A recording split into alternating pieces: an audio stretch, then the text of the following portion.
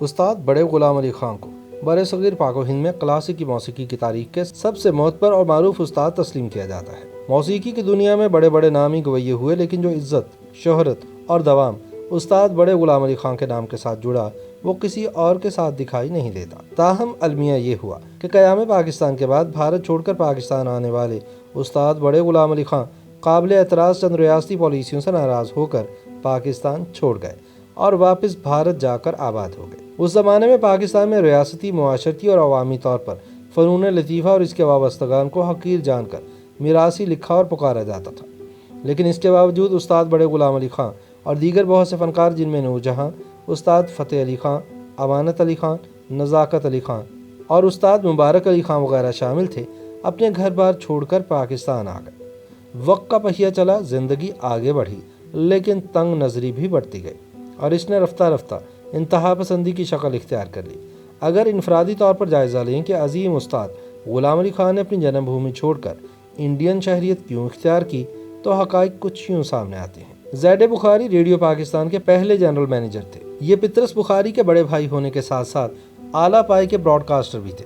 اردو، انگریزی، عربی اور فارسی کے علاوہ بھی کئی زبانیں جانتے تھے اور انہیں موسیقی سے بھی خاص رغبت تھی۔ اس وقت ریاستی سطح پر یہ شعوری کوشش کی جا رہی تھی کہ بتایا جائے کہ پاکستان ایک الگ قوم ہے جن کا اپنا مذہب اور اپنی ثقافت ہے۔ اس مہم کے تحت کلاسیکی موسیقی میں خیال گائکی اور ٹھمری کو ہندوستانی موسیقی سمجھتے ہوئے پیچھے کیا جا رہا تھا اور غزل کو شعوری طور پر آگے بڑھایا جا رہا تھا۔ مختلف راگ راگنیوں، جن کے نام سنسکرت اور ہندی پر مشتمل تھے، انہیں پاکستانی عنوانات دیے جا رہے تھے۔ اسی ضمن میں زید بخاری نے ایک کتاب راگ دریا کے نام سے ترتیب دی، جس میں لگ بھگ 100 بندشیں شامل کی گئی۔ اساتذہ فن کا اعتراض تھا کہ وہ ناقص استھائی انترے تھے، جن میں زیادہ تر نقل کر کے ان میں اردو، فارسی اور عربی تراکیب استعمال کی گئی تھیں۔ اس زمانے میں استاد بڑے غلام علی خان اپنے قصور اور پٹیالہ گھرانے کی استھائیاں گاتے تھے۔ ان میں جا بجا سنسکرت اور ہندی الفاظ اور تراکیب استعمال کی گئی تھیں۔ کلاسیکی موسیقی اس خطے کے عظیم ماضی کا ایک ثقافتی ورثہ تھا، جسے زبردستی بدلنے کی کوششیں کی جا رہی تھیں۔ اسی ماحول میں زید بخاری اور استاد بڑے غلام علی خان میں تو تکرار ہو گئی۔ استاد بڑے غلام علی خان کے پوتے نقی علی خان بتاتے ہیں کہ بڑے خان صاحب ہاتھ میں چھڑی تھامے بخاری صاحب کے کمرے کی چک اٹھا کر اندر گئے تو بخاری صاحب نے ناشگفتہ انداز میں کہا، آپ بلا اجازت میرے کمرے میں کیسے داخل ہو گئے؟ بڑے خان صاحب کو یہ انداز ناگوار گزرا کہ ایک سرکاری ملازم جو دراصل عوام کا خادم ہوتا ہے، اس کے یہ لچھن۔ بڑے خان صاحب نے کہا کہ بخاری صاحب، آپ جیسے BA تو اس ملک میں ہزاروں لاکھوں ہوں گے، لیکن غلام علی خان ایک ہی ہے۔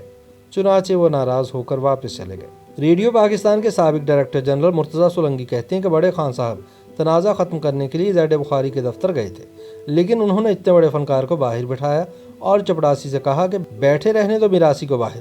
کہتے ہیں کہ یہ آواز استاد محترم نے سن لی تھی اور وہیں انہوں نے فیصلہ کیا کہ وہ اندر جا کر بات کریں گے اور اب پاکستان میں نہیں رہیں گے۔ یاد رہے کہ استاد بڑے غلام علی خان بابا بلے شاہ سے منسوب شہر قصور میں 2 اپریل سن 1902 میں پیدا ہوئے۔ ابتدائی طور پر ان کے گھرانے کو قصور گھرانہ کہا گیا، جو آگے چل کر پنجاب کے مشہور پٹیالہ گھرانے میں ضم ہو کر برے صغیر کے سنگیت میں مستند اور منفرد کہلایا۔ کلاسیکی اور نیم کلاسیکی موسیقی کی تاریخ پر نظر ڈالیں تو صدیوں میں یہ 3 کردار اہم دکھائی دیتے ہیں۔ میاں تانسین کو مشرقی موسیقی کا جد امجد تسلیم کیا جاتا ہے۔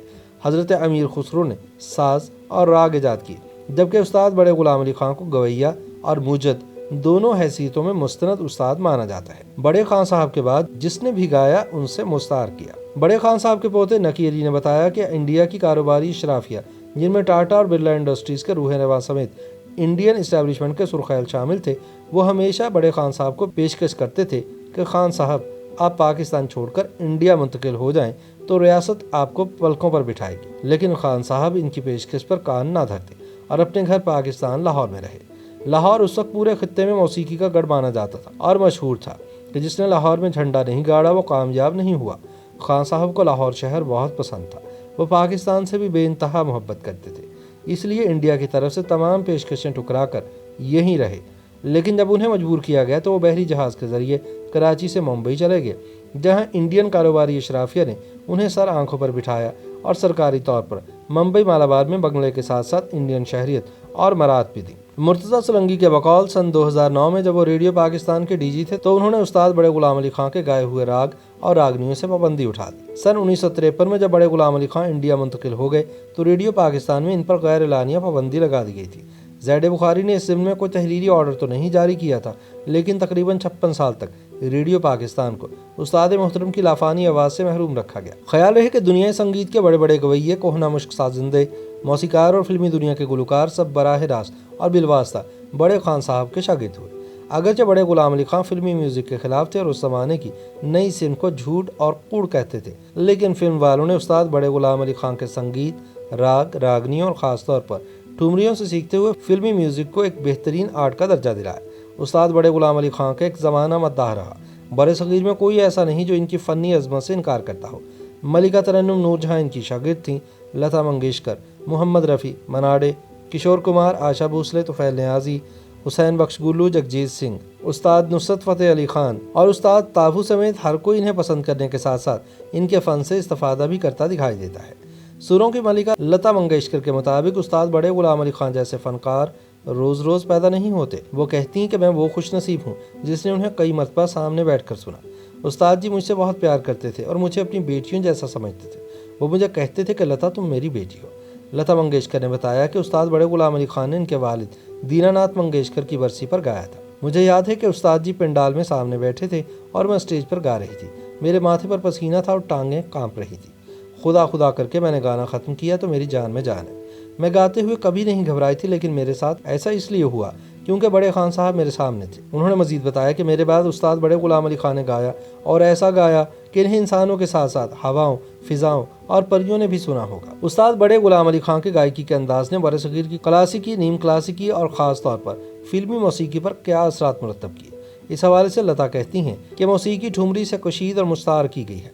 जैसे कि उस्ताद बड़े गुलाम अली खान ठुमरी के भी कमाल गवैये थे। उनकी गाई हुई ठुमरियाँ बहुत से मौसीकारों ने मुस्तार की। हिंदुस्तान में फिल्मी मौसीकी अभी अपने इब्तदाई मराहिल में थी, तो उन दिनों उस्ताद बड़े गुलाम अली खान ने अपने रेडियो इंटरव्यू में कहा था कि राग और क्लासिकी मौसीकी सच्चाई है, जबकि फिल्मी मौसीकी खोट, कूड़ और झूठ है, लिहाजा ये पनप ना सकेगा। 23 अप्रैल सन 1968 को 66 बरस की उम्र में उस्ताद बड़े गुलाम अली खान इस जहान फ़ानी से कूच कर गए। इन्हें भारत में सरकारी और रियासती एजाज़ के साथ सुपुर्द खाक किया गया और वज़ीर आज़म इंदिरा गांधी ने 26 अगस्त सन 1969 को तहरीरी तौर पर एक ख़त के ज़रिए उस्ताद बड़े गुलाम अली खान को भरपूर खराज तहसीन पेश करते हुए हर साल उनका दिन मनाने का ऐलान किया।